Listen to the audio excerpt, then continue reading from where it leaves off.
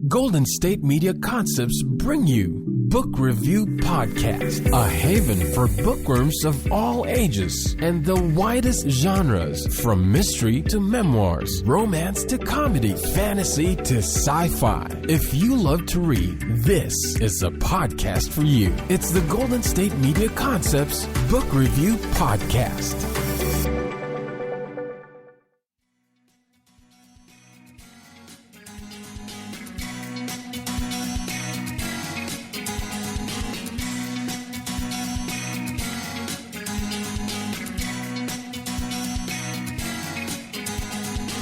Hello and welcome to the Golden State Media Concepts Book Review Podcast. I am your host, Sarah, and I am so excited for today's episode because there is an interview with author Jasmine Silvera, author of a book called Death's Dancer.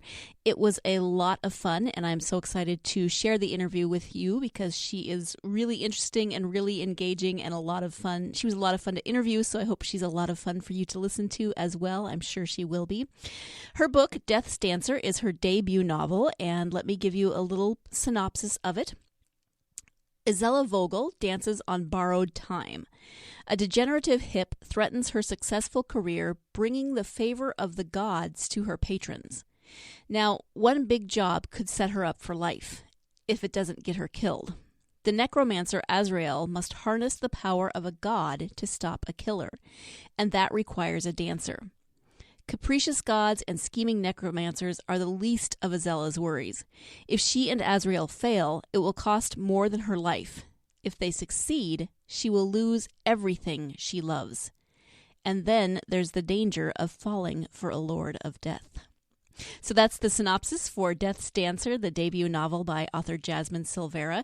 It's great. It's a mixture of romance, fantasy, obviously fantasy with gods, dancers, and necromancers, and a little bit of mystery because there is a mystery. They are trying to solve some supernatural kind of murders, and Jasmine herself is going to tell you a little bit more about the book in the interview, so I won't give too much away. I really enjoyed this book. When I first read the blurb on the back, I thought, oh, that's kind of odd, a little interesting. I was intrigued because it's fantasy, which is a genre that I love, but it didn't sound like any fantasy book that I had read before, and so I was excited about that.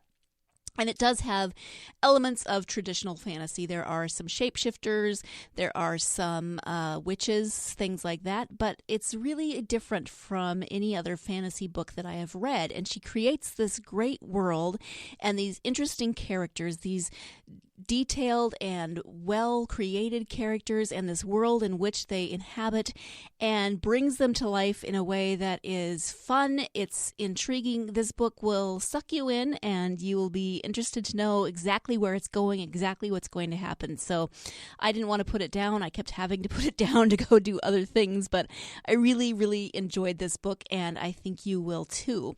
So that is my very quick spiel about Death's Dancer by Jasmine Silvera. Rather than me talking about it, I would love to let you listen to Jasmine talk about it herself and give you her insights and what she goes through in her writing process and how she created some of these characters and the story. So without further ado, here is my interview with Jasmine Silvera via Skype from her home in Seattle. Hello, Jasmine. Thank you so much for joining me. How are you? Great. Thanks for having me, Sarah. Great.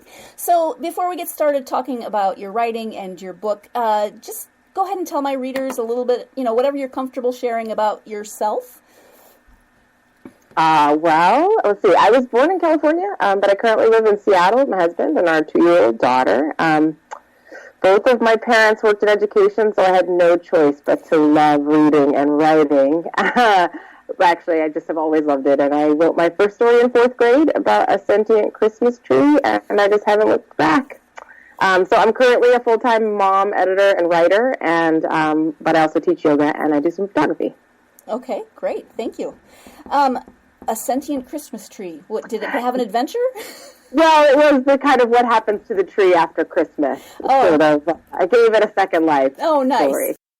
So you started writing in 4th grade, and then was it something that you wanted to do professionally? Did you know you wanted to grow up and be a writer, or? No, I mean, I sort of figured it was never going to happen as like a full-time writer for a job, but I've always loved it. And I didn't even really think about publishing until I was in my 20s and I went to a writer's workshop. And all of a sudden I met all these other people who were like writing short stories and publishing them. And, there was this whole idea of, you can, maybe I don't know if I can make a career out of it, but I can at least do it on the side.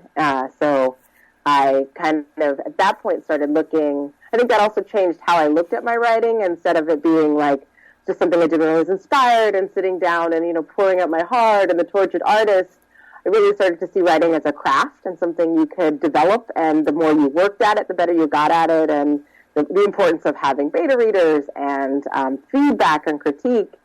And that you could actually improve something, and something was done, but also, you could say it was done, but then you could look at it again and revise it and change it and improve it. So at that point, I started to look at writing as a craft and as something, and looking at the path of being published, and what that would take to bring my writing to that level. Okay.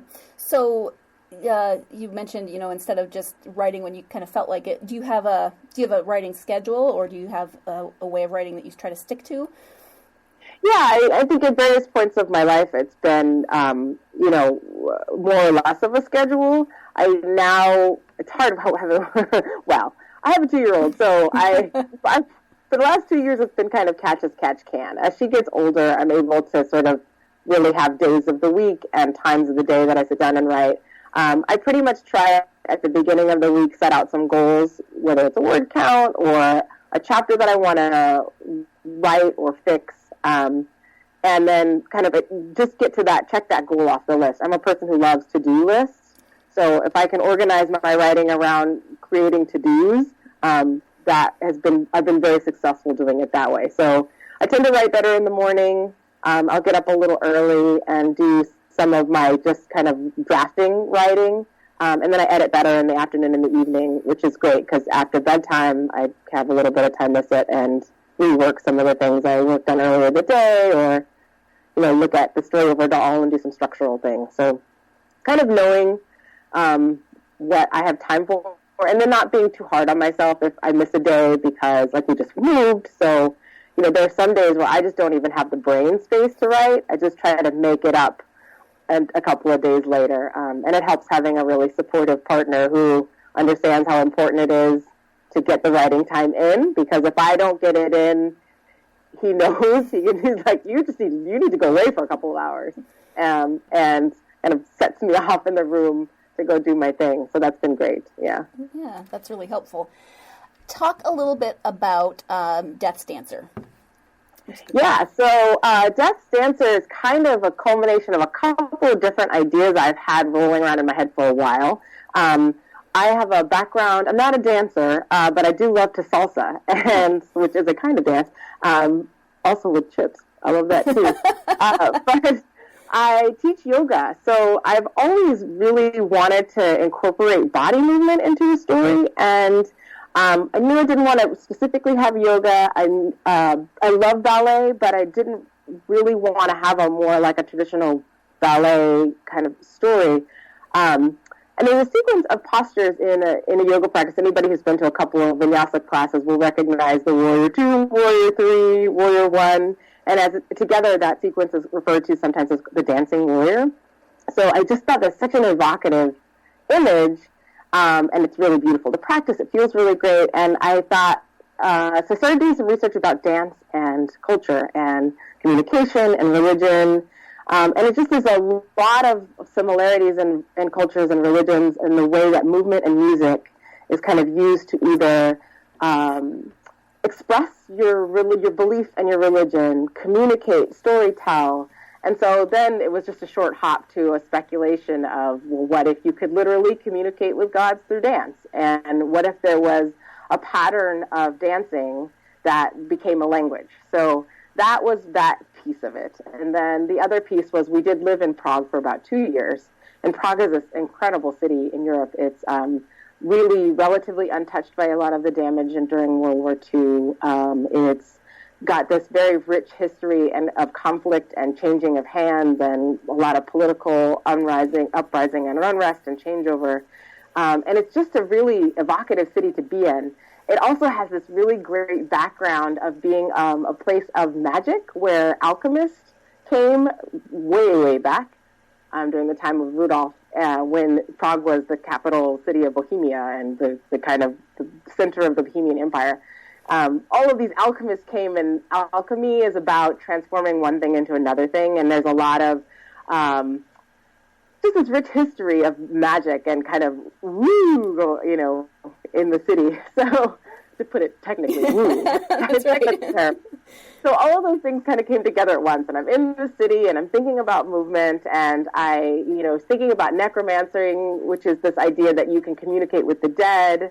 So it's just more forms of communication, and necromancers get a bad rap, right? They all look all skeletal and scary, and everybody's afraid of them. And so I thought, well, let's turn that guy into essentially a hero, protagonist, and then let's take somebody who does this dance and see, the plot kind of came together through that. So NaNoWriMo came up, National Novel Writing Month, and I met an American friend in Prague who participates every year, and so she kind of urged me to give it a go again that year after a couple of years of not doing it. And I had two ideas. I had one very serious kind of straight-up fiction, and then I had this really fun speculative fiction, urban fantasy thing, and I said, Beth, what do I do? And she said, do the fun one.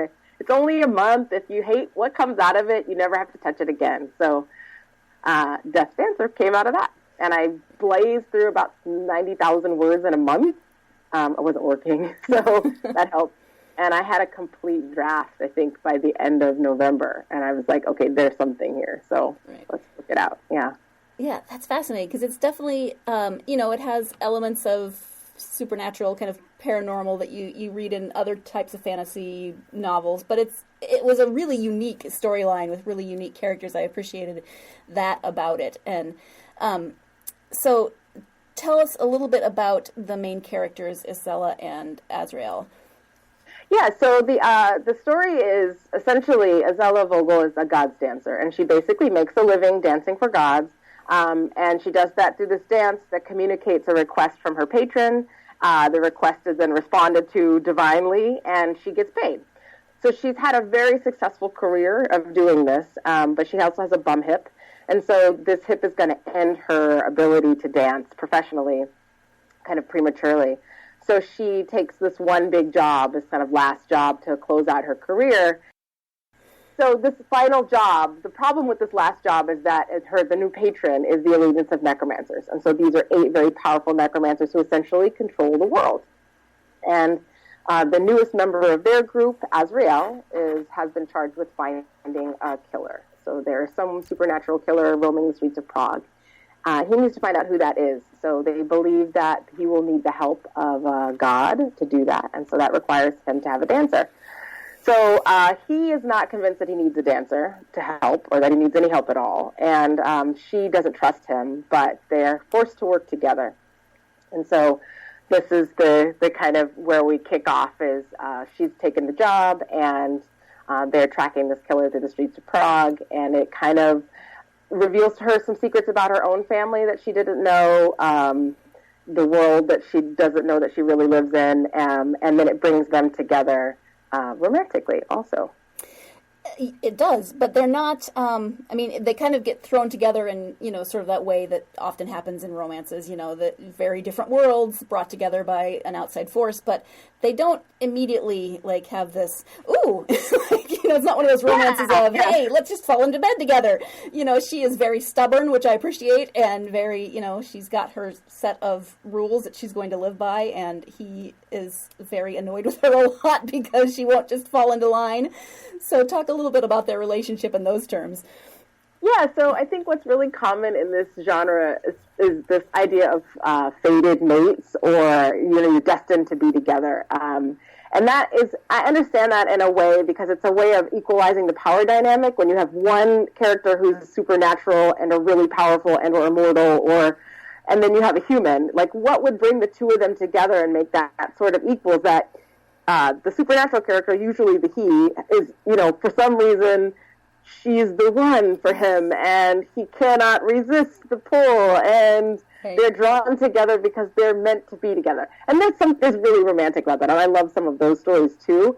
But what excited me about these two was the challenges that they're not fated to be together. They're choosing to be together through the story and through the things that happen to them, and as they encounter the plot points, and realizing that they can trust each other, that they both bring strength to the situation that the other one doesn't have, and that really by working together, it's the best chance they have to survive, and also that they're finding they respect each other. And so it's this act of choosing one another kind of over and over again, which for me, like after the happily ever after, and, I think anybody who's been married or been in a long-term relationship knows is that, love is a verb. You have to keep kind of continually choosing your partner every day and to prioritize them. And I wanted to have that aspect to their relationship that, they're used to being independent. They're used to being their own people. They're very stubborn in their own ways. And they learn to both need each other, but also really respect each other, I hope, by the end. And that kind of glues them together. Not just that, there's a scroll of prophecy that says that they're meant to be together to rule the world kind of thing, which is, its own fun, but it's not what I was trying to do here. And I hate to interrupt the interview, but we do have to take our first break of the podcast. So when we come back, we will be talking more with author Jasmine Silvera, and we'll be talking about the follow-up book to Death's Dancer. So stay tuned, and we will be right back. Do you want to be healthier, yet you just don't know what to do? All these shows telling you this and that, but nothing seems to work. Well, listen close. Golden State Media Concepts has got something great for you. The Health and Wellness Podcast dedicated to workout trends, healthy eating habits, diet, and everything about healthy living. Join us in our banters as we help you not just live life to the fullest, but live it to the healthiest.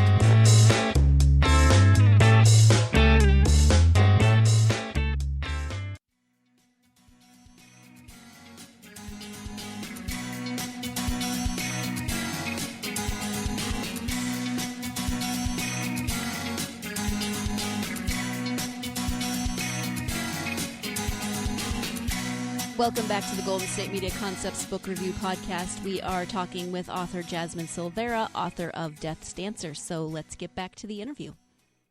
And there is an excerpt at the end of Death's Dancer for the next book. Do you want to talk a little bit about that? Is it the same world? Are the same characters? I don't want to give away the ending of this book or anything, but you want to talk about the next? Yeah, I mean, I don't think it's too much of a spoiler to say that they wind up together. I don't do cliffhangers, and I don't really do a lot of tragic endings. Mm-hmm. So, at the end of the day, there is happily ever after. But I think book 2 gets into the after, okay. And the complexities that they both experience now based on how the book ends, which I won't tell you because I think that, but I won't spoil it. Right. Is that the dynamic that allows them to remain together significantly changes the relationship, I think.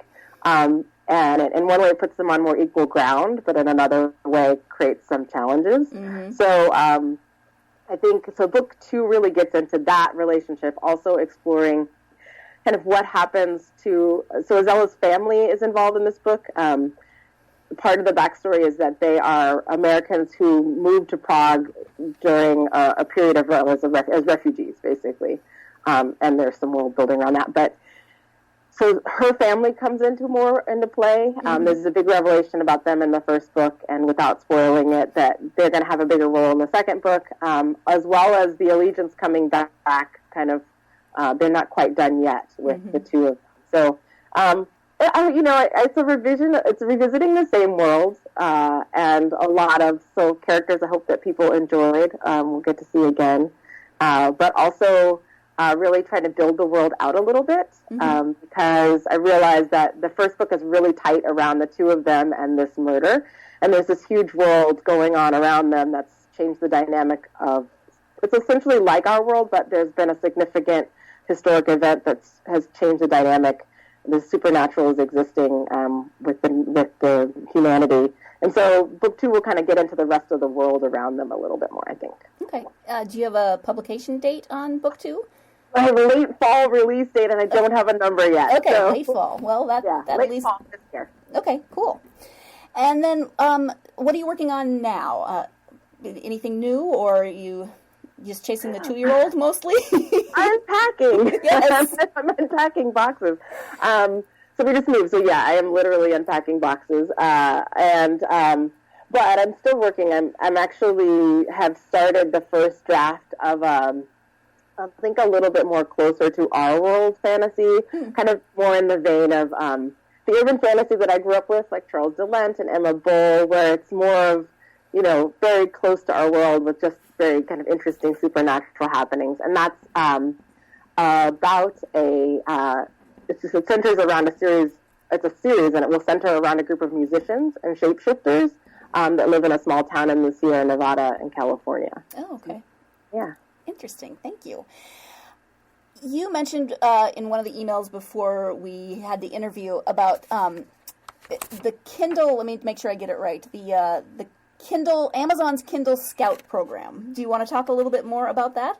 Sure. So Amazon used to have this contest every year called the Breakthrough Novel Award, and it was a big thing in the industry. It was kind of a neat idea that they would kind of crowdsource books and bubble one up.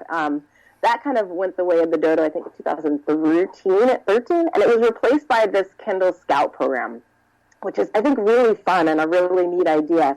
Basically, what it is it crowdsources the decision-making around what books get published by asking the authors to submit a completed manuscript with a cover and blurb and everything, and it puts up a web page with that information and about a 3,000-word sample, so maybe the first couple of chapters of your book.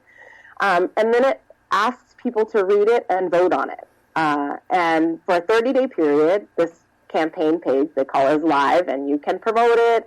And they send it out to their scouts and ask people to vote.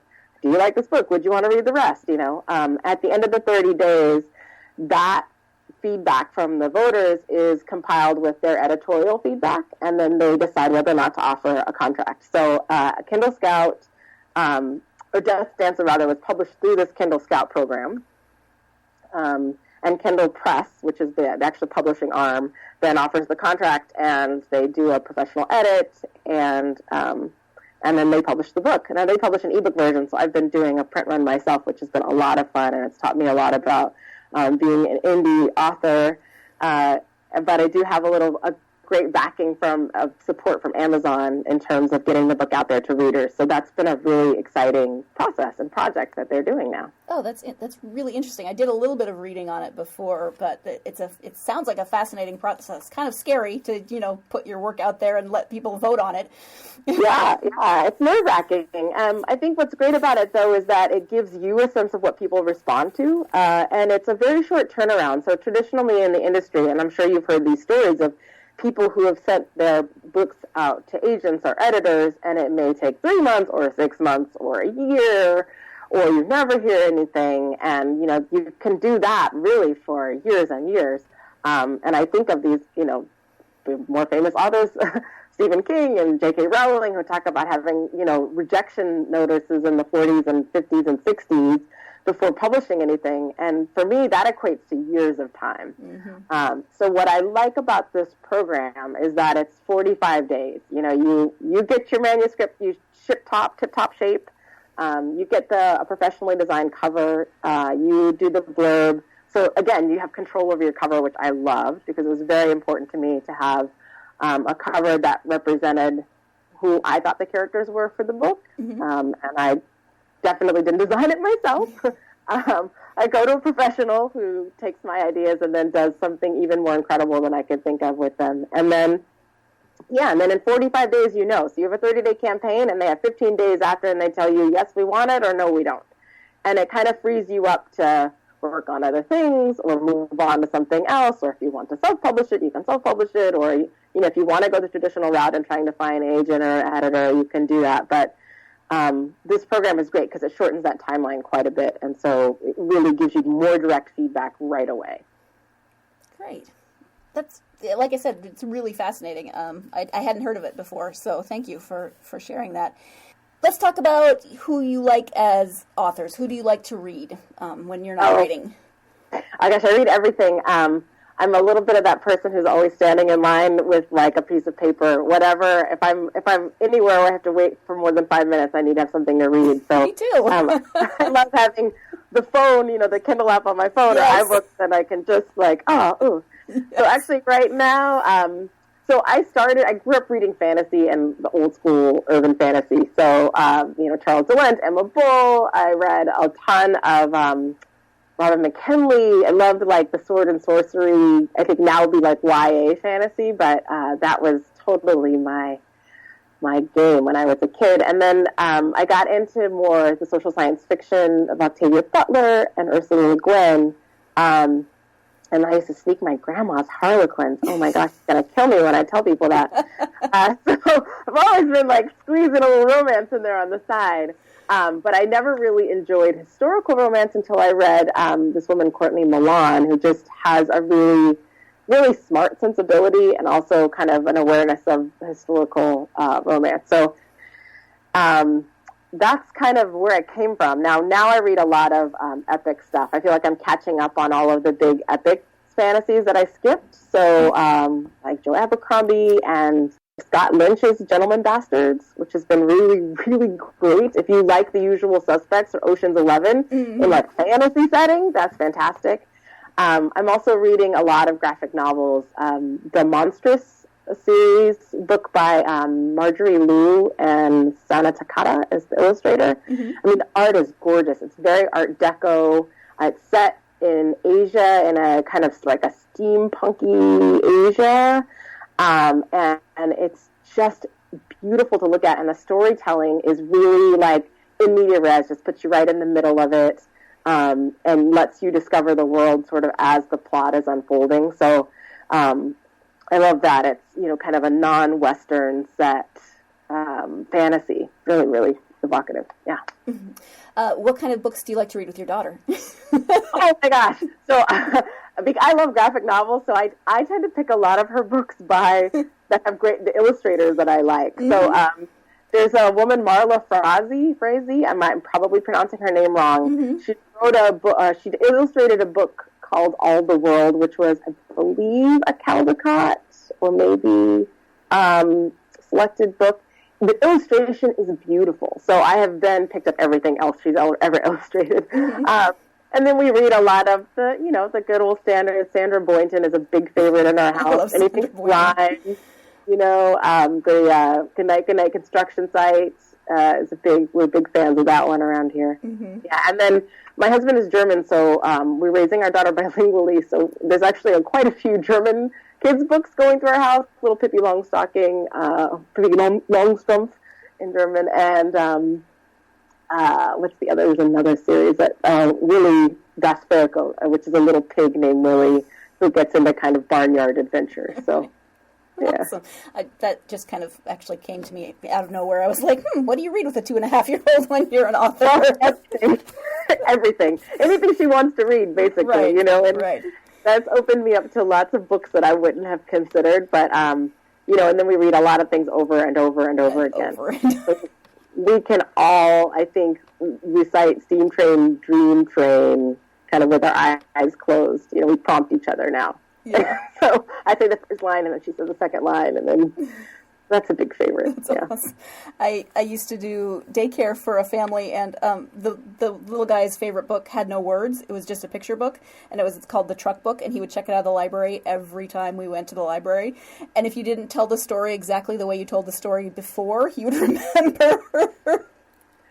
Oh, those are great. I love those books. It's actually been a really interesting exercise for my storytelling. Because it's causing me to simplify a lot of my storytelling. I love books like that. There's one that we read, and the name is escaping me. Maybe it's just Snow. But the whole storyline is a little girl.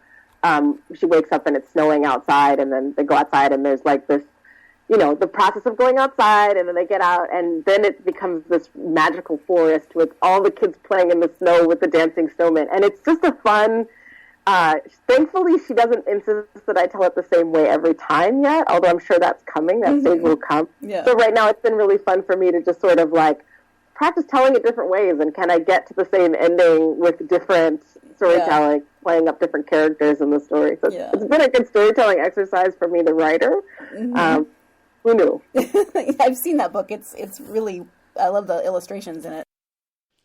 Unfortunately, I do have to interrupt one more time for our second break of the podcast, but when we come back, we will be concluding this interview with author Jasmine Silvera, so stay tuned and we will be right back.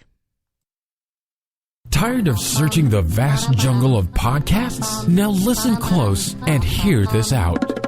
There's a podcast network that covers just about everything that you've been searching.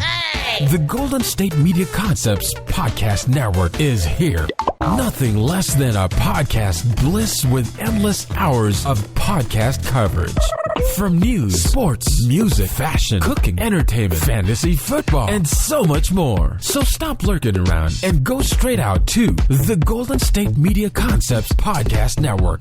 Guaranteed to fill that podcast itch. Whatever it may be. Visit us at www.gsmcpodcast.com. Follow us on Facebook and Twitter, and download us on iTunes, SoundCloud, and Google Play.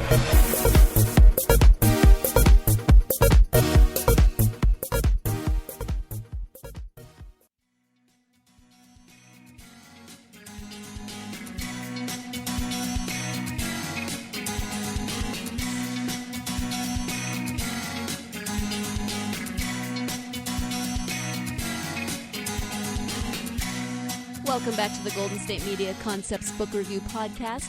Thank you for joining me, and we are going to conclude our interview with author Jasmine Silvera, author of her debut novel, Death's Dancer. Is there anything else that you would like for people to know about you, about your books, anything along those lines? Anything we haven't covered?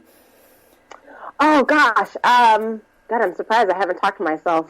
I haven't talked to you out of 3 hours later. So keep going. Yeah. Well, I know. Like, what else can I tell you?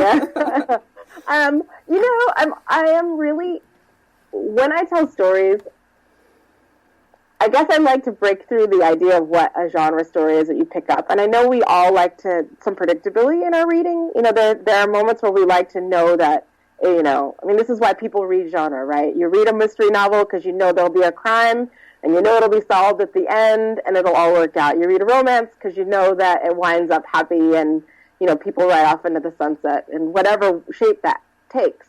And also, to dig into romance a little bit, those happy endings are changing as our ideas of what happy ending expand to include more people. And to include different lifestyles, and to include the different ways that, the myriad ways that people find happiness together.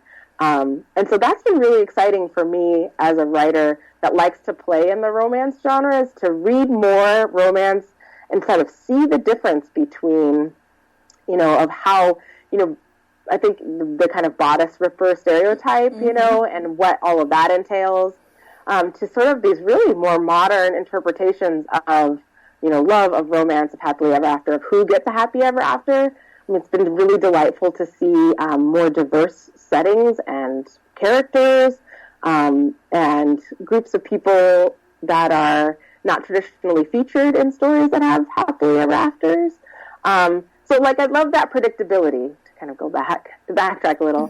But I think I also like to work in the places where the lines cross a little bit, and it's fun to have a mystery that also involves some elements of romance, and I love, the fantasy, and to pull that in. So, I think the joy of being a writer in this day and age, especially now where, just Amazon, the genre walls are breaking down, so you can read mystery and fantasy and a little romance and have it all thrown into the same book. And it makes it easier to find books like that when you have, sites like Amazon, Barnes & Noble, where you can search, and they will help populate your feed with books that are like what you read, but also maybe a little bit different or one-off, or kind of take you in a different direction. kind of lost my train of thought. That's okay. No, you were talking about, I get you. You're talking about genres and the crossing of genres. Yeah. I think, we often, especially everybody's like, you're a geek or a nerd, you like science fiction, you like romance, so you're cat lady, you like a mystery, so you must be sitting at home in your easy chair watching SVU all day. And I think that limits people, and that's not, who we are is a lot bigger and more diverse than that, and so I think it's really great to see that being reflected in the books and the ways that we find books and are attracted to books, and then the books that me as a writer get to write, because I like to expand and explore too. It's really exciting. Makes it a little harder for bookstores or libraries to categorize them, but I love that you can get, you can't quite decide what genre a book falls in. Yeah, I see the practical, I worked in the student library in college, and I see the practical difficulties of where do you put a book, and how that's kind of useful to help people find the book that they want to read. And there is something about knowing you can walk in and say, okay, I want this book, and it's going to be on this shelf. But I think in a lot of ways that also limited the books, especially that were published, and the way that the industry chose books to be published, because it had to fit, in the specific boundaries of what this genre was. And that extends to also who's writing it and who the story is about, so I think the genre borders can be beneficial in some way or helpful, but they also can be very limiting.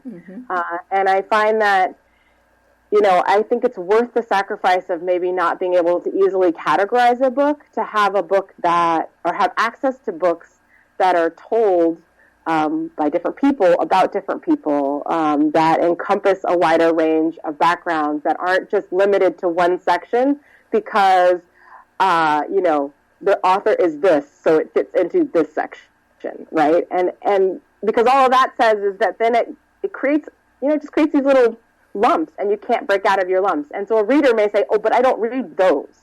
And then I don't read that book or that kind of book or a book about that or a book written by that person. And so they may never have the chance to discover, too. And for me, the joy of being a reader is the discovery, right? And the idea that you get to live not just your own life, but multiple lives and experience different people's ways of seeing the world and different folks' experiences in the world. So I'm glad that sometimes I think I'm getting an apple, and I get an orange, or, I get a pomelo, or whatever. I think, there's room to explore and discover. It's like that book blind date thing. Have you ever seen those? Some of the bookstores do where they wrap a book up in paper. Yeah, and they just sort of give you a very basic, and then, you just throw a book. Right. Yeah. I've never quite been brave enough to try that, but it seems fun. I tend to, I do a lot of book recommendations. I get a lot of the books that I read based on recommendations, and I also happen to know a lot of writers. Sure. So I tend to read a lot in the circle of people that I know, which is a luxury I never imagined having. Like a whole bunch of writers and authors. It's so great. But it is really fun to just sort of walk around and just pick up something new and give it a try. Yeah. Well, this is what I'm discovering with this podcast, is that I get to read books that I might not have heard of before, and it's been a lot of fun.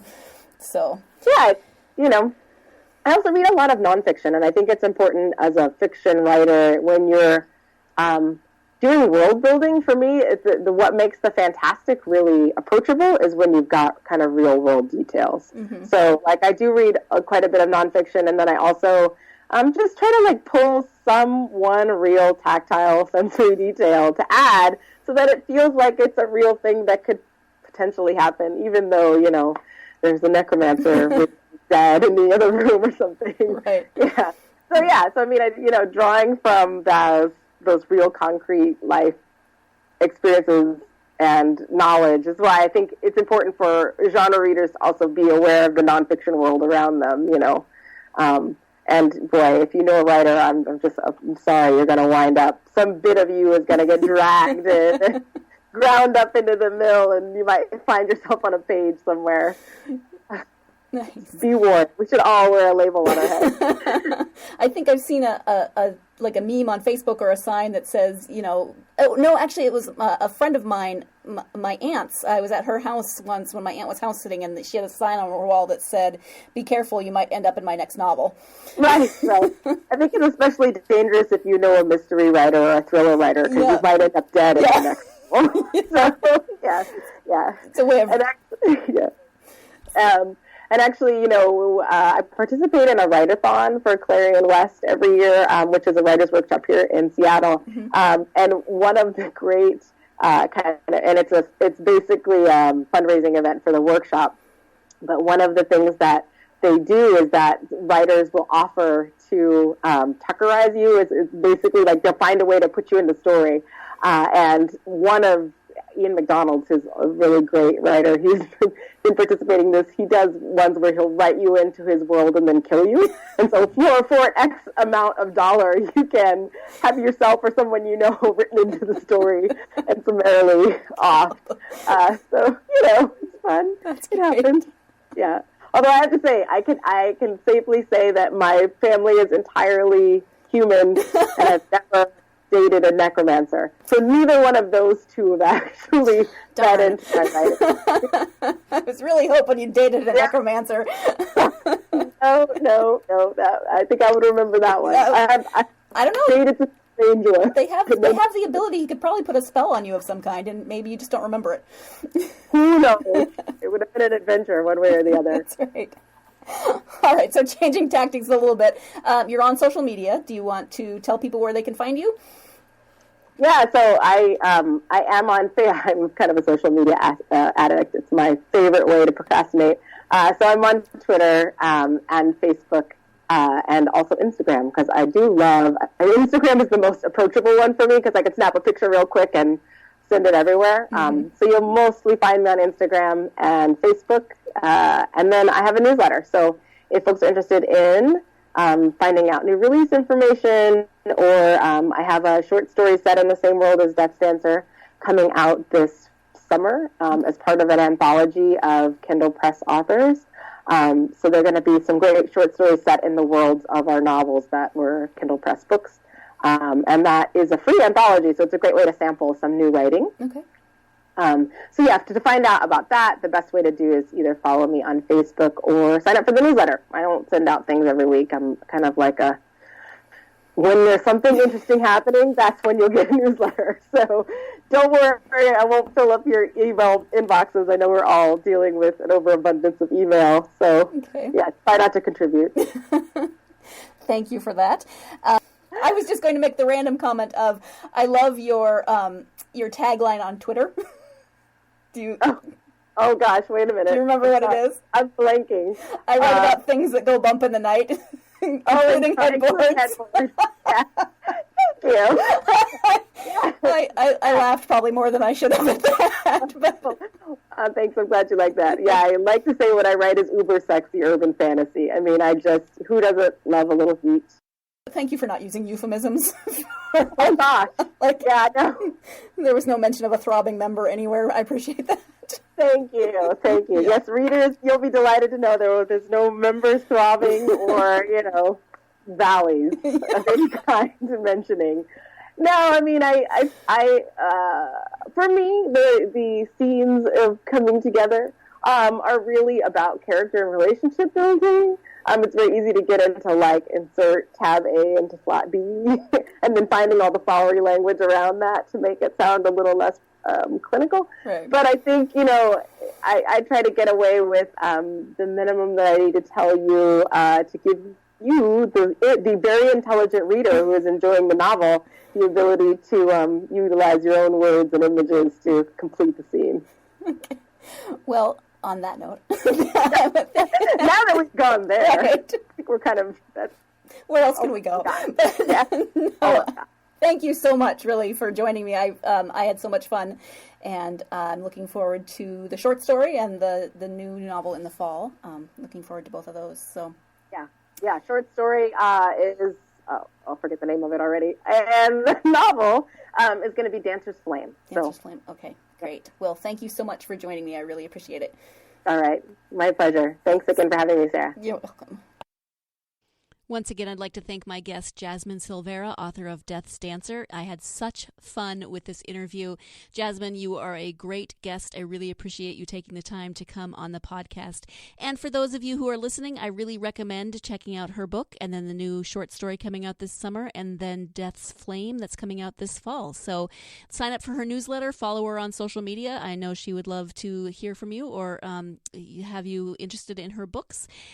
That is all the time that we have for today. Thank you for joining me as we spoke with author Jasmine Silvera. I hope you'll join me again next week. I have another author interview. I'm so excited. I'll be interviewing author Kristen Rockaway about another debut novel, her novel, Wild Woman's Guide to Traveling the World. So I'm excited to speak with Kristen about that.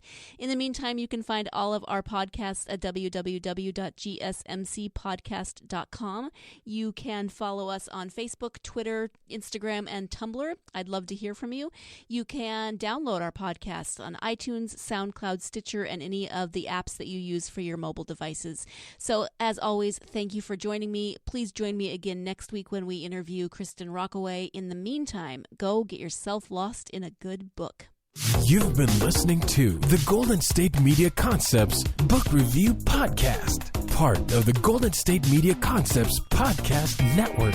You can find this show and others like it at www.gsmcpodcast.com. Download our podcast on iTunes, Stitcher, SoundCloud, and Google Play. Just type in GSMC to find all the shows from the Golden State Media Concepts Podcast Network, from movies to music, from sports to entertainment, and even weird news. You can also follow us on Twitter and on Facebook.